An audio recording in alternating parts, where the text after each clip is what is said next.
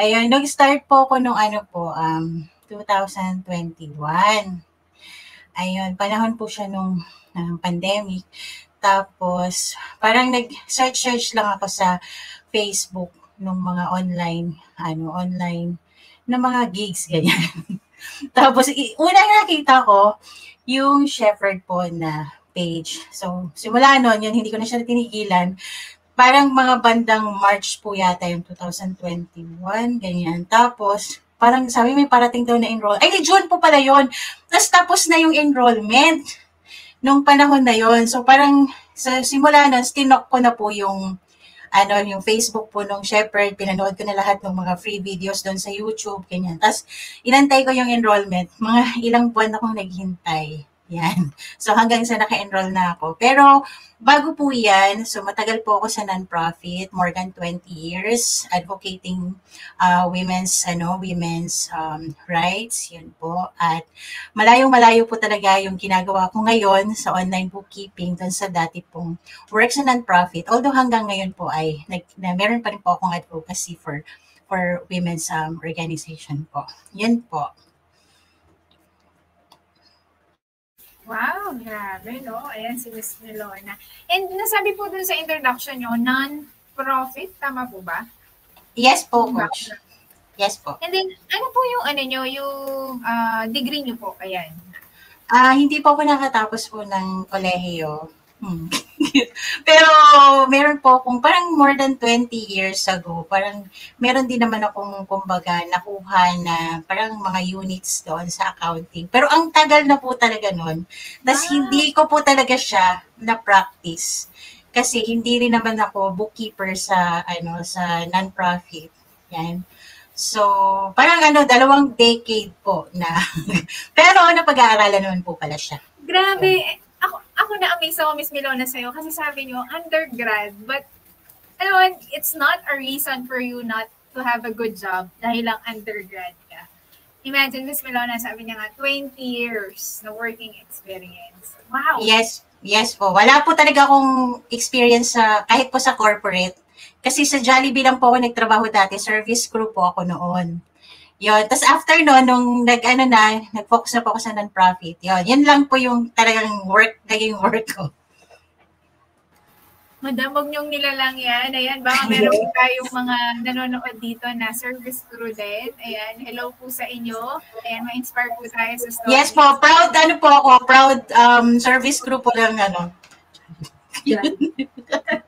Huwag na natin mention. Pahalagahan yung before pa na naging team leader or SGL.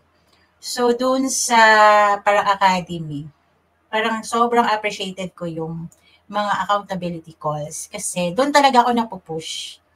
So, yung mga sharing, hindi ako naiinggit na may client na sila, ganyan. Pero, parang yung na-motivate ako lalo na kailangan ko palang gawin yung katulad nung ginawa nila. Pero, syempre, ititweak ko na lang yung gagawin nila, ganon. So, parang, parang nagiging alive ako.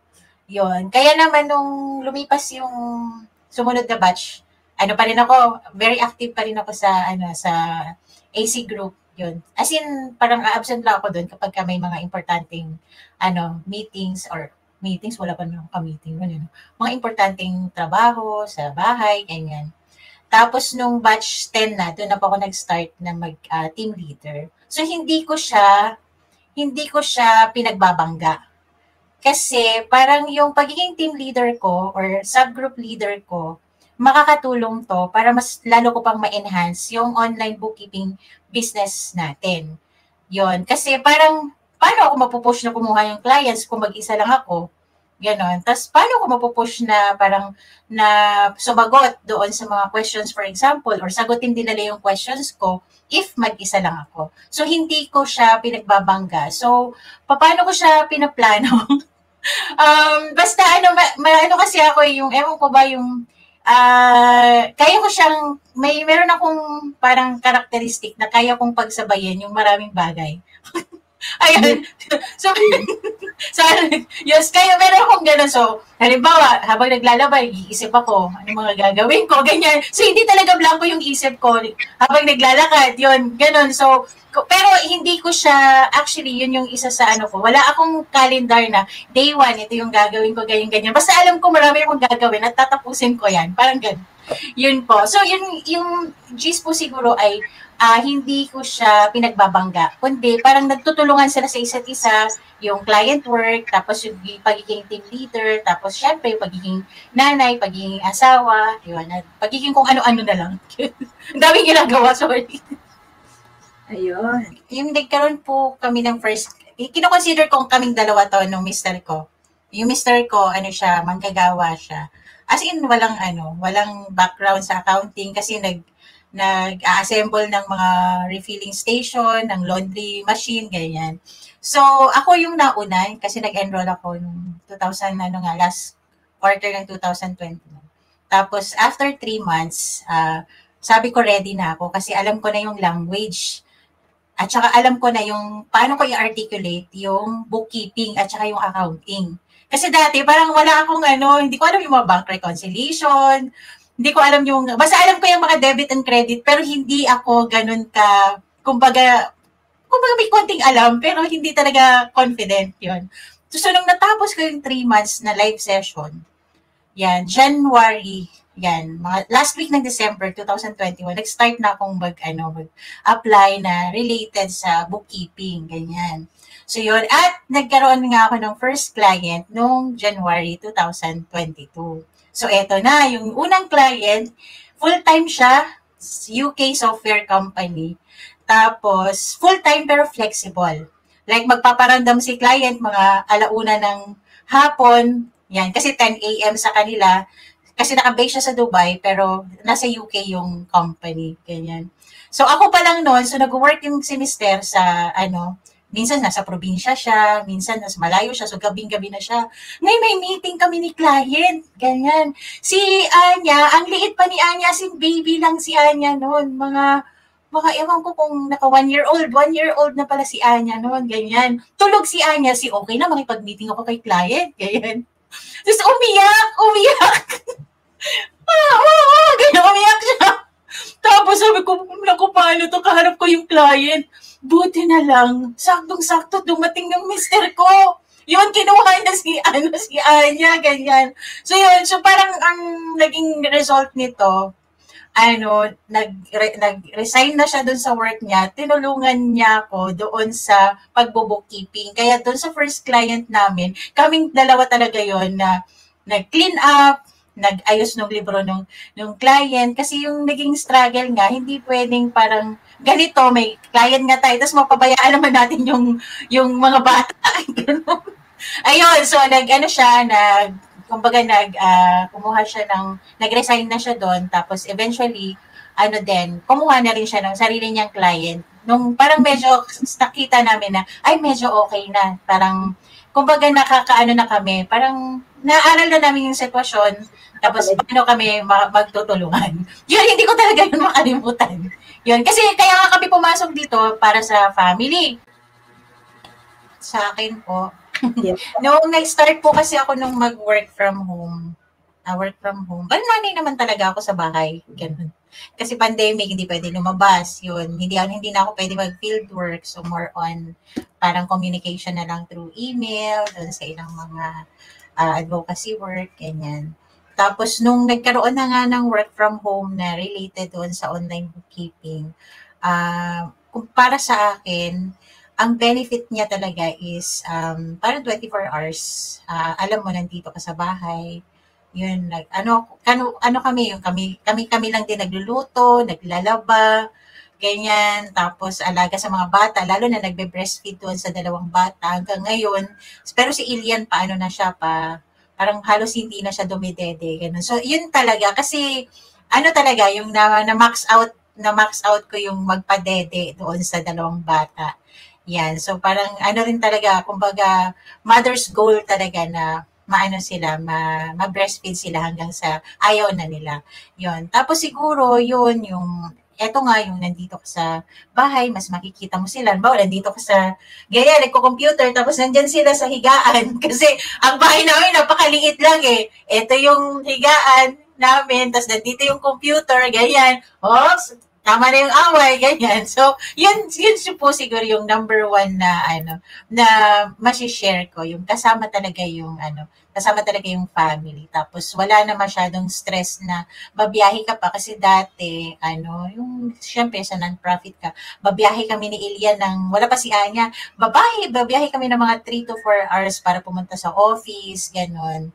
Yun. So, hindi na possible. Dati, nung dalaga pa at binata, possible na magbiyahe ng ganun. Pero nung meron na talagang mga babies, ngayon na toddlers na sila. So, ang hirap na ibiyahe kasi pag uwi, siguro po, syempre, ako po kasi, dito po kasi sa freelancing, una, kailangan po talaga may focus ka.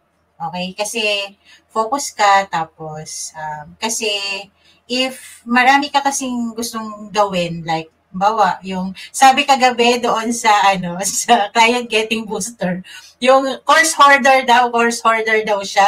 So, malapit na daw siyang maging yung seminarista, in the sense na ang dami niya ng seminar na So, para sa akin, hindi ko ina-advise yung gano'n na kumuha ka ng maraming course. Kasi sa part ko, isang course lang talaga yung in-enrollan ko. At ito yung masterclass sa TBSA. Kasi kailangan talaga ng focus.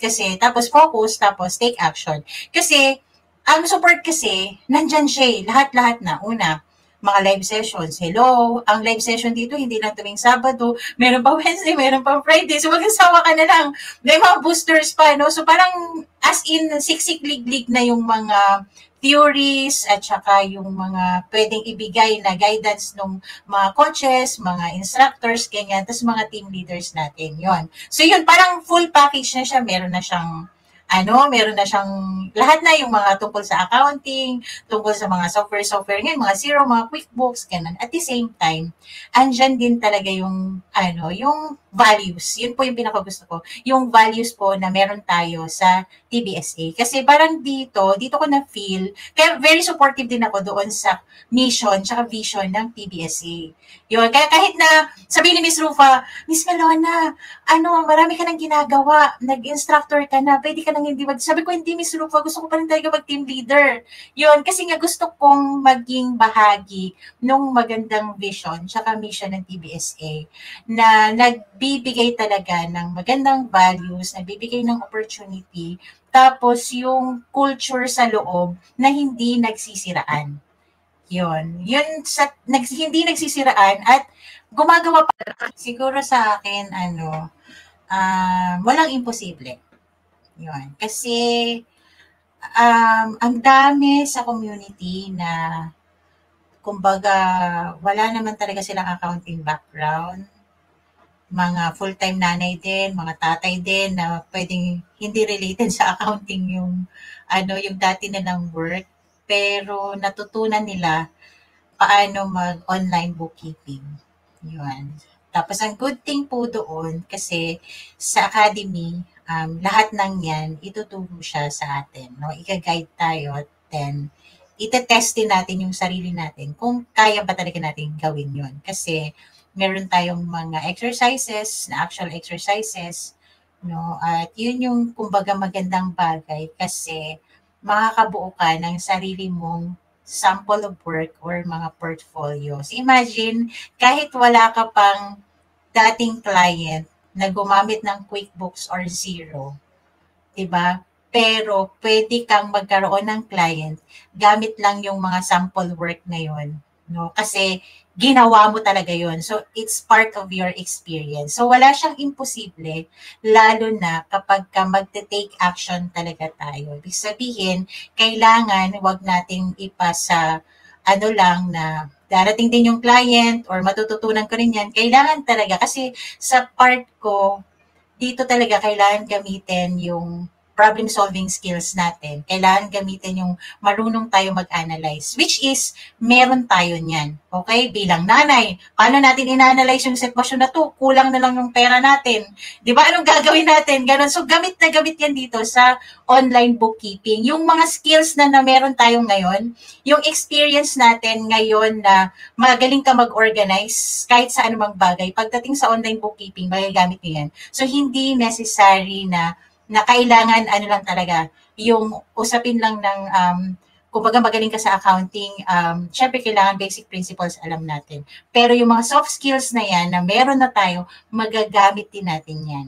Yon, pagdating dito sa online bookkeeping. So yun po, walang imposible. Kailangan nyo magtiwala sa sarili nyo na kaya nyo yan. Pagkatiwalaan nyo rin yung academy, na kaya ng academy na ibigay sa atin kung ano man yung needs